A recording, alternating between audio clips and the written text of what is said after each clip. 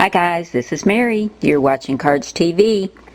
It's time to make the front cover for my Herb Garden mini album. And like I told you in the last video, I'm using Elegant Edges. And I've chosen the book cover on page 39. And it's called Swirl 2.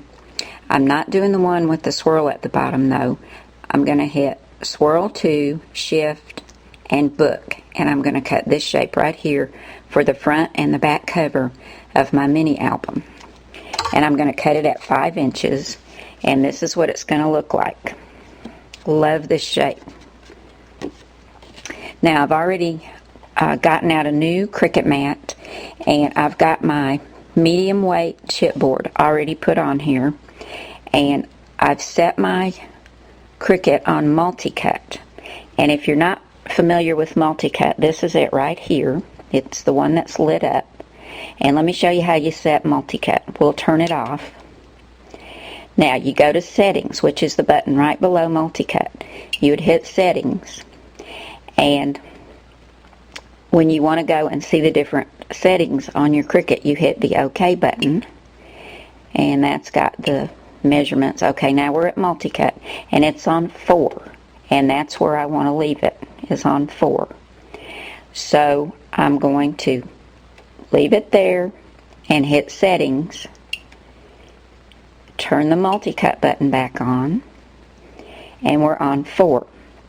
Now over here I've got my blade set at 6. I don't have a deep cut blade or housing. I just turn my blade to 6.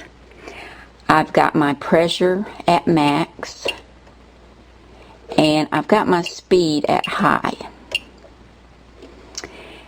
And if we look in the new cartridge, they now show you, they have a picture of the overlay, and they show you where your cut is with the little red square.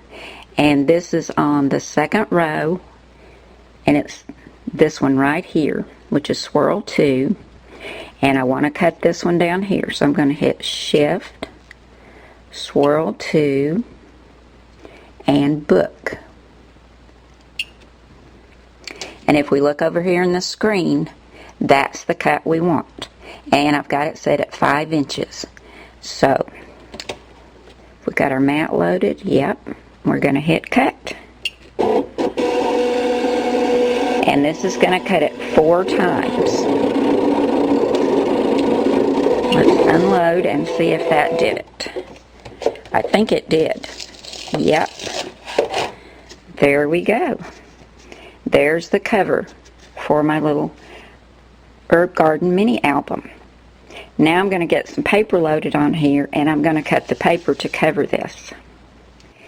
Okay, I went ahead and cut 3 of my chipboard shapes. One for the back, one for the front, and this one I want to do a little bit of a border along the edge of the front of my album, and I want to do it out of this red and white polka dot. The border that they show in the cartridge does not cut out to where it's going to fit right here. You can see here it's got 2 of the scallop pieces. So I've gone ahead and cut an extra one of these, and I'm going to trim it off and cover it with this red and white polka dotted paper. And then I want the back of my album to also have the red and white polka dots. So I've gone ahead and put my paper on my mat, and I'm going to take my blade back down to 3 because we don't need the blade exposed that much. Okay, we're back to 3. Take it off of multi-cut. I've left it at 5 inches. And let's see, let's make sure I've got the correct settings. So we're going to clear everything. Okay, I want to cut this again. So once again, I'm going to hit Shift, and it's the second one from the end on the second row. I'm going to hit that, and I'm going to hit Book. There it is right there. And let me go ahead and change my pressure as well, because this is paper and we don't need quite so much. we'll take it to medium. We'll go ahead and load the mat and hit cut. Now I wanted 2 of these, so I could have gone ahead, you can see it cut the paper really nicely.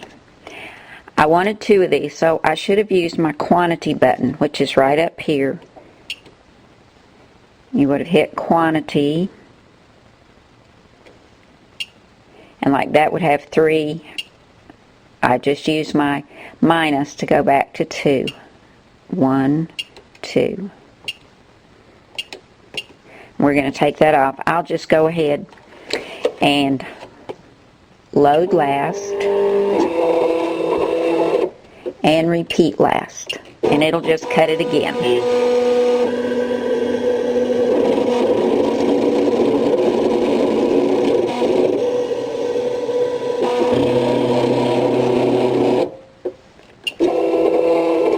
Now I'm going to cut this one off to go as a border on the front, because this is the paper I'm going to use on the front of my album. So I'm going to go ahead and cut this one out now.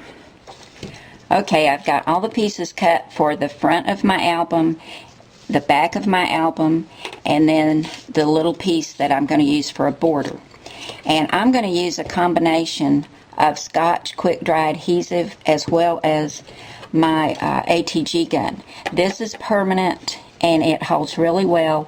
This is what is used for framing, so it's going to hold my album really well. We're going to go ahead and do the front, and I'm going to do all around the edges and in the center with my ATG gun, and then I'll go along this edge right here with this Scotch Quick Dry Adhesive.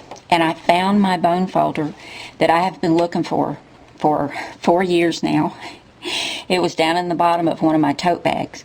This thing is great, and I'll use it to spread the glue out once I get it on there. But we'll go ahead and get this going. I'm going to get as close to the edge as I can. Now you can put this on your chipboard or you can put it on your paper. Either one works. But just try to get as close to the edge as you can.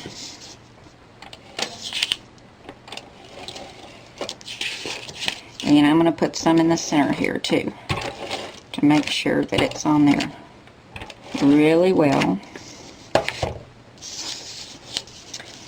And I'm going to go ahead and put this quick dry adhesive along this edge before I put that down. Oh, I'm all sticky here already.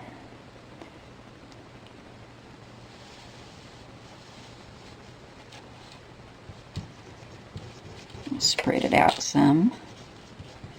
This is really easy to do. This stuff is great and it dries quickly. And if any of it comes out around the edges, you can just wipe it off. It's no problem. And when I get all these on, I'll go ahead and cut that little piece off for the border.